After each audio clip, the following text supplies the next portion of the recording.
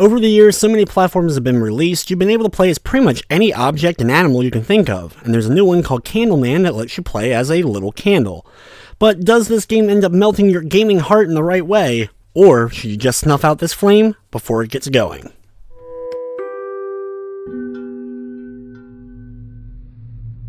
Candleman is a 3D platformer where you're playing as a little candle on a big adventure trying to get to a lighthouse after seeing it in the distance.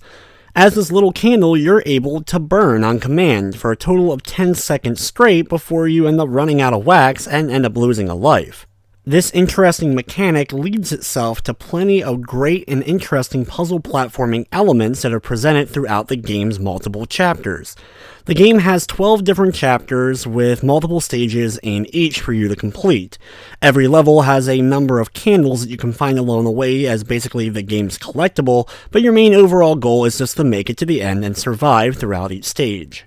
The controls in the game are very simple. You're able to move using the D-pad or joystick, jump, and then there's a few different buttons that are used for burning your candle. No matter which one you use though, you're burning it in the same way. You're able to do it for a short little burst just to kind of see what's around you, or you can hold it down. Though like I mentioned, if it runs out and your candle gets so small it melts away, you end up losing a life. You can also lose lives in a lot of traditional ways in a platformer, like hitting spikes, falling into a pit, or being set on fire. Even as a candle, he can't take intense flames. You start every level with 10 lives, but if you do run out of all of them, you will have to start the level over again from the beginning. As you progress through the game, going from chapter to chapter, a whole bunch of new puzzle elements and platforming perils will be thrown at you, so thankfully the game keeps fresh as you make it farther in, making the game also more challenging as you make it to those later levels. However, I never found the game overly difficult. There are a few minor problems here and there, such as the game can be a little bit on the dark side with no options to brighten it up other than brightening up your actual TV, so those who don't have the best vision may have a little bit of trouble seeing things in the game, as well as the camera angles at times, since it's automatically controlled, may not necessarily be at the exact right point to judge your upcoming distance of a fall or jump that you need to make. However, the sheer variety, the colorful graphics, and just the overall look of the game, while it may not necessarily blow you away, was quite nice for a game that's at a relatively low price point. The game also has a pretty decent amount of length to it, taking roughly 4 to 6 hours in order to get through it on my first attempt, and I still missed a few candles along the way that I have to go back for.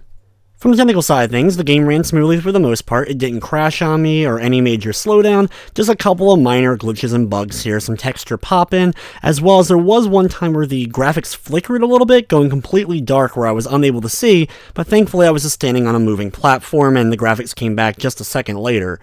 It wasn't a big deal, but a little bit jarring. Candleman is available now on the PS4 in the Hong Kong and Chinese region, and soon to be coming to other regions including the US, and it will be $14.99. It does have a full trophy list including a platinum, and it's a pretty easy one to get. Candleman is also available on the Xbox One and PC.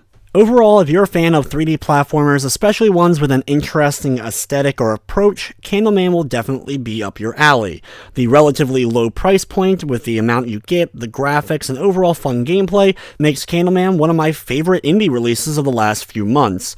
I'm going to be giving it a 8 out of 10. But anyway guys, it's going to wrap up this review. I'd like to thank you for watching, and of course I hope you enjoyed.